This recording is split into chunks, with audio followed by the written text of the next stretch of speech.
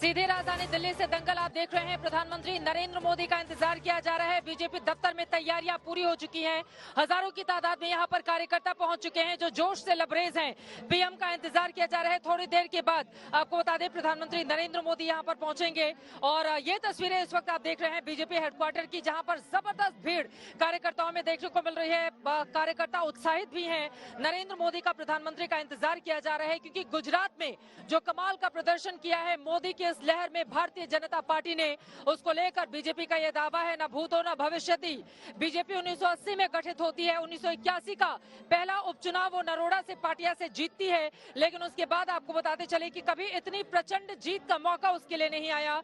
लेकिन 27 सालों की सरकार रहने के बावजूद अगर बीजेपी प्रचंड तरीके से न सिर्फ सत्ता में वापसी करती है बल्कि इतिहास बनाती है तो ये भी अपने आप में अद्भुत है। और यकीनन गुजरात के लोकतंत्र की ये तस्वीरें जो दिल्ली तक उसकी धमक आप महसूस कर सकते हैं कि बीजेपी यहां से अब आगे के चुनावी राज्यों के लिए बड़ा संदेश देना चाहती है, क्योंकि एक तरफ राजस्थान में इलेक्शन है। जरा जल्दी से हिमांशु आप आइए, पीछे की तस्वीरें दिखा देते हैं। जरा हटिए। विधायक जी आगे हैं, बताइए सर क्या चल रहा है? प्रधानमंत्री जी का इंतजार किया जा रहा है। बिल्कुल और एक आज हमारी बहुत भारी जीत, जो एक ऐतिहासिक जीत जो हमने दर्ज की है, और उसके लिए लड्डू भी आ गया, लड्डू और सारे हमारे कार्यकर्ता और हमारे पूरे, आप देख रहे हैं कितना जोश है हमारे कार्यकर्ताओं में। और एक बहुत में जोश देखिए, लड्डू यहाँ पर बांटा जा रहा है। खुशी का मौका है, खुशी सेलिब्रेट कीजिए। एंकरिंग कर रहे हैं सर, एंकरिंग कर रहे हैं, ऐसा मत कीजिए। थोड़ी सी जगह दीजिए। यहाँ पर तस्वीरें जरा आपको दिखाना चाहेंगे। ऊपर आप देखिए भारतीय जनता पार्टी का बड़ा सा होर्डिंग वहाँ पर लगा हुआ है और लिखा हुआ है गुजरात, हिमाचल प्रदेश, दिल्ली की जनता का हार्दिक धन्यवाद। प्रधानमंत्री नरेंद्र मोदी की और जेपी नड्डा की तस्वीरें लगी हुई हैं। दूसरी तरफ आप देखेंगे पहली पंक्ति में भारतीय जनता पार्टी के कार्यकर्ता किस तरह से यहाँ पर बैठे हुए हैं। थोड़ी जगह दीजिए तब तो आगे आऊंगी। यहाँ पर आप हिमांशु आइए, ये देखिए किस तरह से बीजेपी के कार्यकर्ता जोश में यहाँ पर बैठे हुए हैं। मोदी के नारे लग रहे हैं और काफी कतारों में लोग बैठे हुए हैं भारी तादाद में। यहाँ पर बीजेपी को जिस दिन का इंतजार था वो दिन आ गया। गुजरात में प्रचंड जीत हासिल कर ली है और इसी के जरिए 2024 के लिए भी बड़ा संदेश देने की कोशिश यहाँ पर बीजेपी की ओर से की जाती है। राज्यवर्धन जी सीधे आपके पास आते हुए, देवू सिंह जी उसके बाद मैं आपके पास फौरन लौटूंगी। राज्यवर्धन जी देखिए, बीजेपी ताकत दिखाने की तैयारी में है और आप चूंकि खास मेहमान हैं तो मुझे ये भी पता है कि आज की इस जीत से ये जो इतना बड़ा भव्य समारोह हो रहा है दिल्ली बीजेपी के दफ्तर में, इसके जरिए राजस्थान में भी बड़ा संदेश देने की कोशिश, क्योंकि अगले साल वहीं पर कड़ी और बड़ी परीक्षा होनी है आप लोगों की।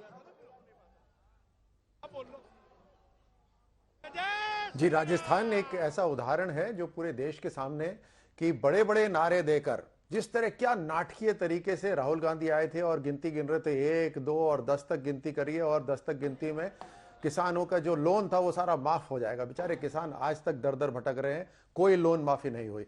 उसी समय ऐलान करा था राहुल गांधी जी ने कि बेरोजगारी भत्ता दिया जाएगा।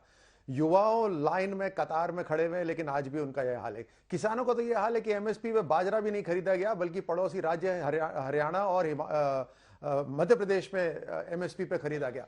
तो अब मैं आपको गिनाने लगूंगा, चाहे पेपर लीक का मामला हो, चाहे कन्हैया की हत्या हो, चाहे किस तरह से अब करौली, जोधपुर, भरतपुर दंगे ही दंगे, मतलब अनगिनत। तो उसको तो हम गिना ही नहीं, लेकिन ये इनकी हालत है और यही हालत इनकी दूसरे राज्यों के अंदर भी है और इसीलिए ये रिपीट नहीं होते। तो निसंदेह गुजरात ने एक बहुत बड़ा संदेश दिया है। भारतीय जनता पार्टी, प्रधानमंत्री मोदी जी का जो नई राजनीति है उसको, उसमें पूरा विश्वास दिखाया है और उसी तरह राजस्थान के अंदर भी यही नतीजा होगा। ये अपनी राज्य सरकार की ताकत लगाकर भले ही भारत जोड़ो के अंदर लोगों को जोड़ने लग जाए, लेकिन वो वोट देने वाली जनता नहीं है, वोट इनके विपरीत ही पड़ने वाले हैं। अभय दुबे जी जवाब दीजिए इस पर। वो भी से राजस्थान की भी तैयारी करते हुए दिखाई दे रहे हैं। अरे आज ही कांग्रेस पार्टी की बीजेपी जैसी मजबूत और इतनी बड़ी पार्टी से लड़ने के लिए, अरे आज ही तो इतने बड़े अंतर से राजस्थान में उपचुनाव विधानसभा हारे हैं साहब। 20 लाख किसानों का कर्ज माफ किया तत्काल राजस्थान कांग्रेस सरकार ने। और जो 6,000 करोड़ रुपए पिछला 50,000 रुपए कर्जा माफ की घोषणा राजस्थान में बीजेपी ने की थी, उसको भी कांग्रेस पार्टी की सरकार ने चुकाया है। हर एक प्रांत में देख लीजिए, मध्य प्रदेश में 27 लाख किसानों का कर्ज माफ हुआ। इतनी प्रचंड जीत अगर गुजरात में मिली है तो आज एक वादा कीजिए देश से आप प्रधानमंत्री जी की 400 रुपए का गैस का सिलेंडर कर देंगे, 60 और 70 रुपए पेट्रोल और डीजल कर देंगे। इंटरनेशनल मार्केट में आज जब प्रधानमंत्री जी आप ये जश्न मना रहे हैं तो क्रूड ऑयल के प्राइस बहुत गिर गए हैं, 60 रुपए के नजदीक आ गए। आज तो कम से कम राहत दीजिए, 27 लाख करोड़ का डाका डाला गया है। हिमाचल का भी यही संदेश है। हिमाचल के जब उपचुनाव हारे थे तो वहां के मुख्यमंत्री ने साफ कहा था कि महंगाई की वजह से हार गए। सबसे महंगा पेट्रोल राजस्थान में है, उसको कम करा दीजिए। हिमाचल में सबसे महंगा पेट्रोल राजस्थान में है वो कितने का मिलेगा हिमाचल प्रदेश में? हमने तो कहा है, हमने साफ कर 500। सुनिए चित्रा जी, पुरानी पेंशन लागू करेंगे, 500 रुपए सिलेंडर पर हम कम करेंगे, 300 यूनिट तक बिजली मुफ्त देंगे। जो कहते हैं वो करते हैं। मध्य प्रदेश आइए, हमने जैसा वादा किया था तत्काल पूरा किया। छत्तीसगढ़ में, राजस्थान में सब जगह ओपीएस लागू की। वहां पर अग्निवीर स्कीम का बहुत प्रतिकूल प्रभाव पड़ा। प्रधानमंत्री जी एक बार फिर हिमाचल की हार से सबक लीजिए। ये तो राजस्थान में भी पूर्व सैनिकों के मन में और बच्चों के भविष्य क्या जो उज्जवल भविष्य का सपना सेना में जाकर देश की सेवा का देखते हैं, उस पर प्रतिकूल प्रभाव पड़ेगा। ठीक है सर।